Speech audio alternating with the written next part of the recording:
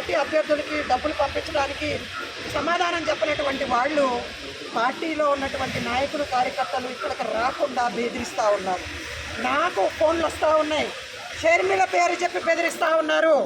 ఏంటి నువ్వు మీటింగ్కి హాజరవుతున్నావంట, అందరూ రమ్మంటే వస్తున్నావంట, ఈ అంతు చూస్తామని చెప్పి నాతో పాటు ఉండే ఇద్దరు వ్యక్తులకు ఫోన్ చేసి మీ అంతు చూస్తామని చెప్పి బెదిరిస్తా. ఇంతకుముందేమో జగన్మోహన్ రెడ్డి పేరు చెప్పి బెదిరించారు, లెక్క చేయలా.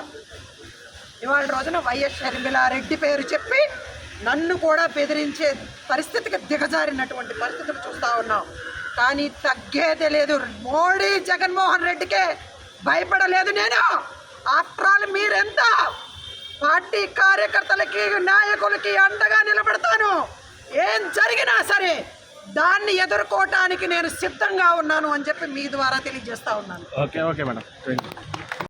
కాపాడండి కాపాడండి